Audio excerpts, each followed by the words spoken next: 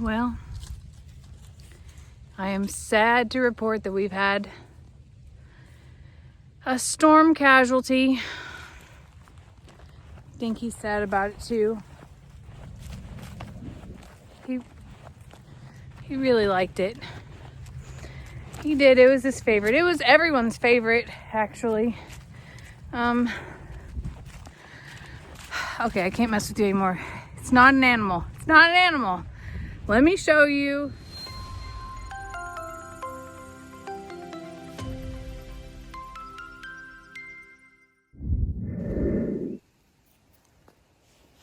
Mama got the water going. Got us some fresh stuff in here. Beverly and Donkey Dan are getting refueled, which makes my heart really happy.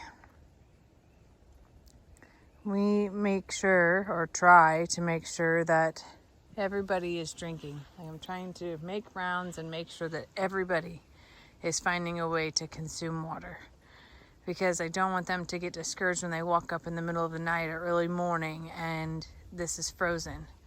So I'm personally spending time out by the water troughs in all the pastures to make sure everybody gets a drink. Now, I watched Voodoo, Bucky's, and Prim. I did not see Storm or Ivy. I did not see Imogene or Dinky. But I'll be honest with you, I've never seen Dinky drink ever. He's like a ninja. I don't know where he's doing it at. Storm will, especially if I hang out here a little bit more.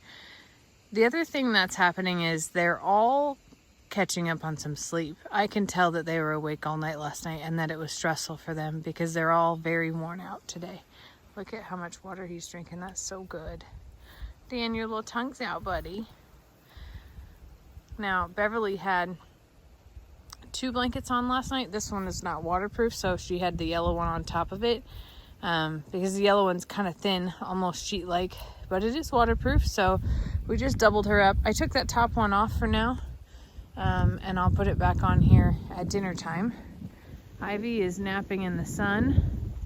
Storm just came out of the barn. She previously was napping in the hay that I put out, and I have a feeling that she might go back to doing the same exact thing. Here comes Prim.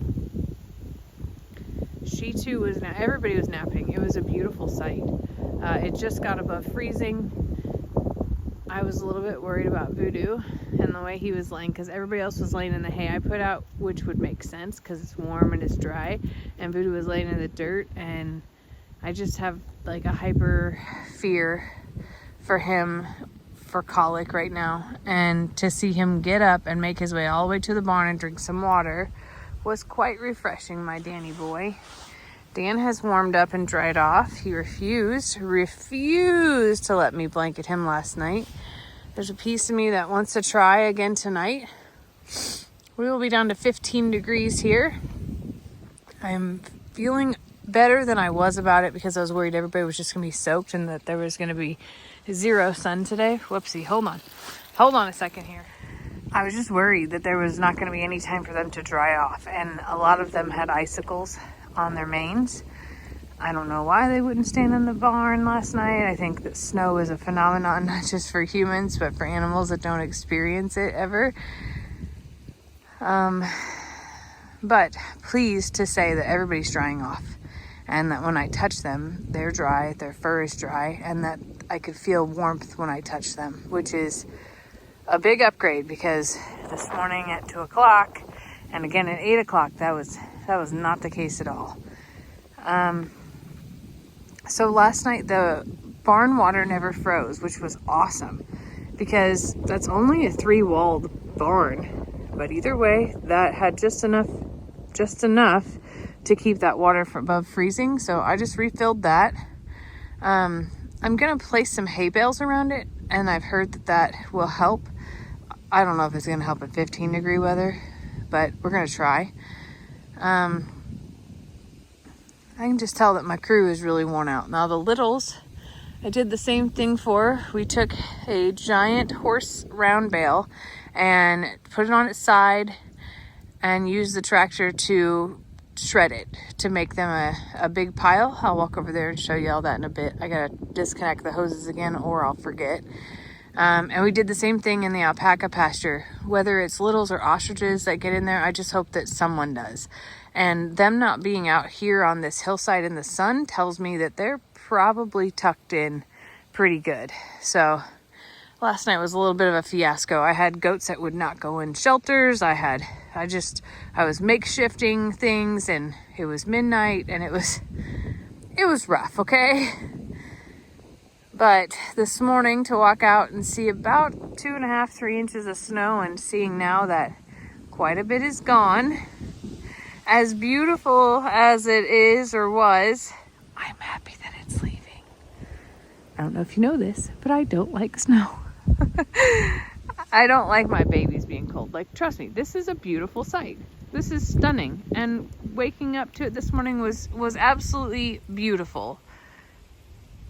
Knowing that my animals were so cold and that there was like nothing else I could do besides bring them in my house one by one, like hurt my heart, and they wouldn't go. I opened up this garage last night, this part of the barn.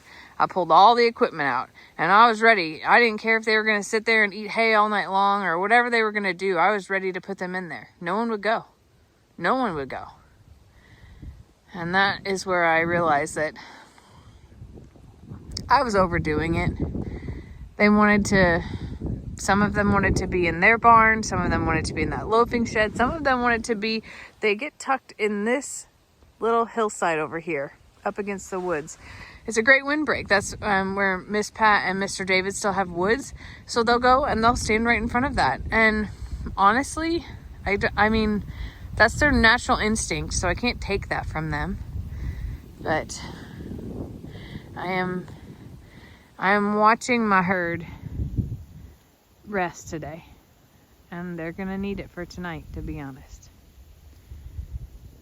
I don't know how people up north do this. I don't know. Like, I've lived up north and I can do it like as a human, but the most that I had to do was like travel in it for work, and that was bad enough. Trust me. Getting sleeping on the side of the highway several times, and the treacherous situations, the blizzards I've been in, like all of that sucked. But I don't know how people have animals in this. I guess they have better barns and equipment than we do, and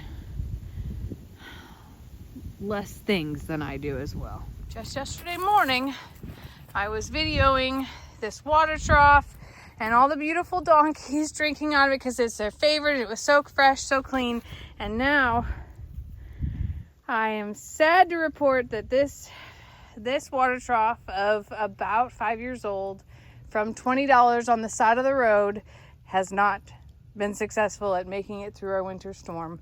That appears to be a hoof, probably one that was trying to crack ice, probably trying to do my job for me. Dinky, don't be so sad. Get out of that.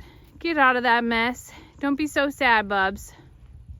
He's like, but Mom, it's my favorite. I was filling it up for a solid 5 minutes and couldn't understand why it was taking so long, and then it was spewing out the side. I know it's sad. I know. It's okay though. We'll get a new one. Okay? For now we have that and this, and we have this luxurious pond that hasn't frozen yet.